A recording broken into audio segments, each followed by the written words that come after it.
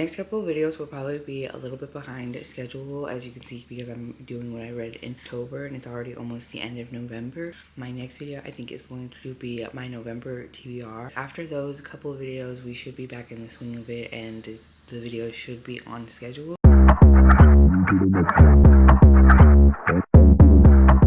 We're going to talk about the books that I read in October, even though it's already almost the end of November.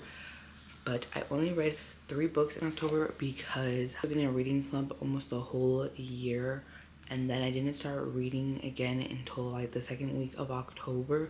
So reading 3 books in 2 weeks is pretty good for me because I'm a slow reader. I'd only read like 2 books throughout the whole year, but they weren't back to back. It was Girl's Guide to Murder, and then I also read Misery by Stephen King. The first book that I read in October was The Housemaid by Frida McFadden. Now, I'm kind of going to be a little bit of a bandwagoner with this book. If you've heard anything about this book on Book Talk or BookTube or on Instagram about people raving about this book, they definitely have a point. You definitely need to go read this book. Basically, what happens in this book, I'm just going to tell you everything that you can read from the back. But also, if you're someone who doesn't like to hear about books before you read them, just go to here. Basically, there's this lady and she needs a job and she starts working for a wealthy family and she becomes their live-in nanny, but their family kind of has a couple problems and she kind of starts to fall a little bit for the husband. So this book is actually being turned into a movie, I'm pretty sure in December, with Sydney Sweeney. And honestly, I'm kind of excited to see how it comes to life, but I know a lot of people are complaining about Sydney Sweeney being the main actress in it. But I loved this book. I gave it a 4 out of 5. It wasn't a 5 out of 5 just because like it was one of my first books after getting back into reading for a while, and it was good, but and I wasn't expecting the plot twists and the turns that this book took. It really kept me on my toes from chapter 2. There was never a dull moment in this book. I was always entertained. I always found myself wanting to read more. I think I read this book in 2 days, which is pretty fast for me because of how entertained I was from this book. Just like, I don't know, after knowing what happens, I don't know if I would want to read it again and I would find it as entertaining as I did the first time. So that's the only reason that I gave it a 4 out of 5 stars. But I would definitely recommend to read this book. And I know that some of Frida McFadden's other books are either a hit or miss, but I would say that this one is great. And I read this one also because Larry Reads here on YouTube, she recommended this book, and I'm pretty sure that she likes the whole rest of the series because there's other books. And I also loved the way that at the end of this book, it seamlessly leads into the next book. I think the way that they did it was such a great way to introduce you to the second book and getting you to want to read book 2.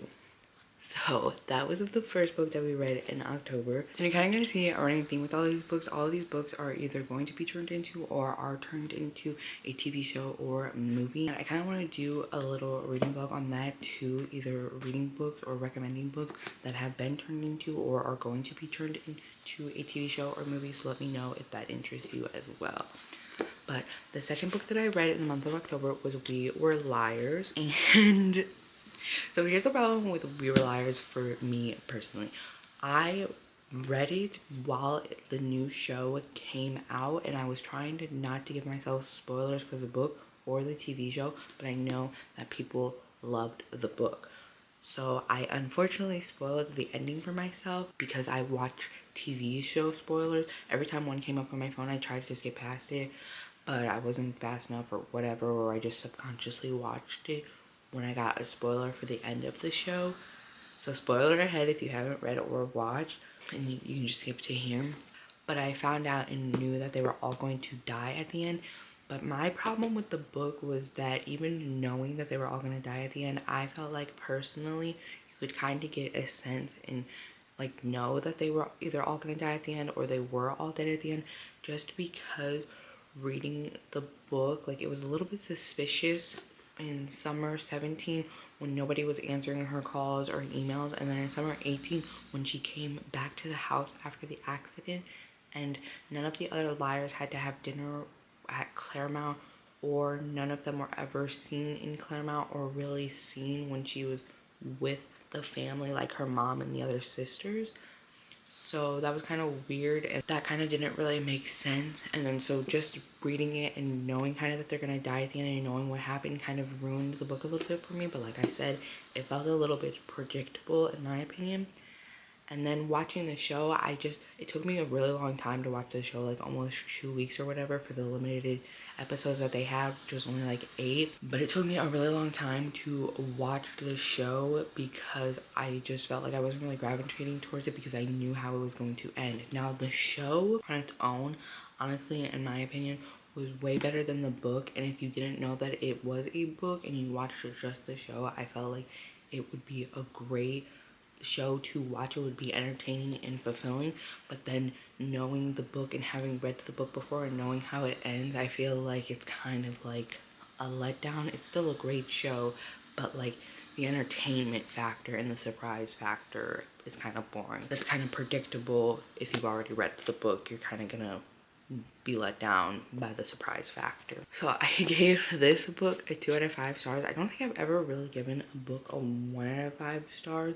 So a 2 out of 5, I wouldn't really recommend it, but obviously free will, do whatever you want, read it if you want to, but I wouldn't personally say that it's something that you have to read in your lifetime. The third and final book that I read in the month of October was Where the Crawdads Sing.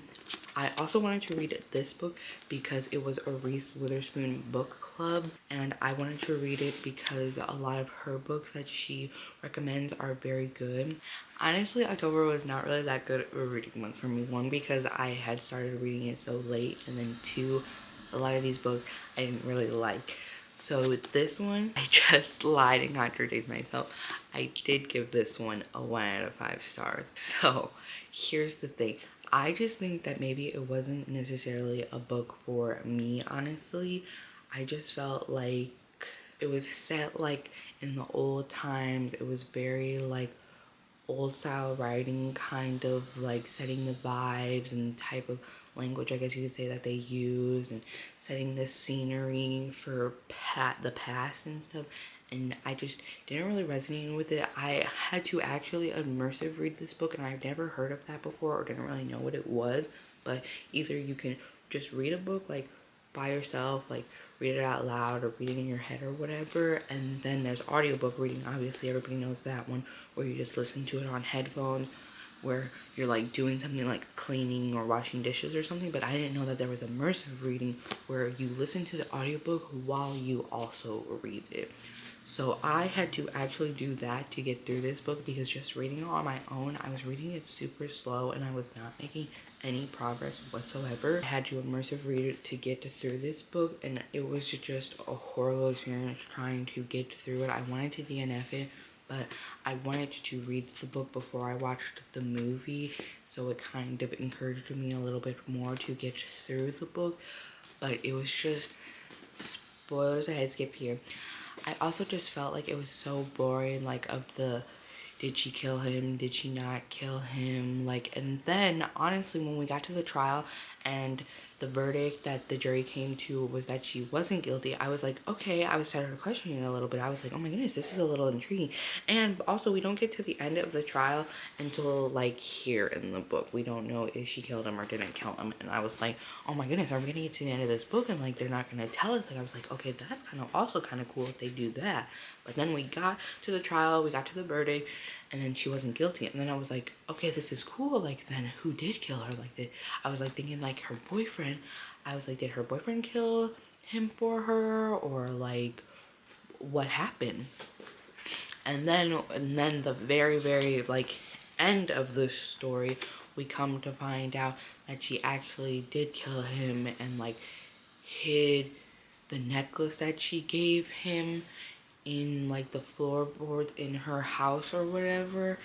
And then I was like, oh, like, okay, well then, like, this is kind of boring. Like, she did kill him, and we went through her, like, being annoyed with the whole town of, like, being against her and not being on her side and stuff. The whole town, like, trying to prove that she's guilty and everything and hating her and all that. Like, they had a reason. They had a reason. Like, they had a reason. But, so I don't know. So I did not really like this book. Maybe that's a me problem. Maybe I'm just not meant to read, like, historical books, kind of. It's not really a historical book, but books set in a later time period. Maybe that's just not my vibe. I still have yet to watch the movie for Where the Crawdads Sing. I need to watch that one because people also rave a lot about the movie, so I want to watch the movie and see how it compares. Those were the 3 books that I read in the month of October, and we had a good book, a sort of okay book, and then a bad book.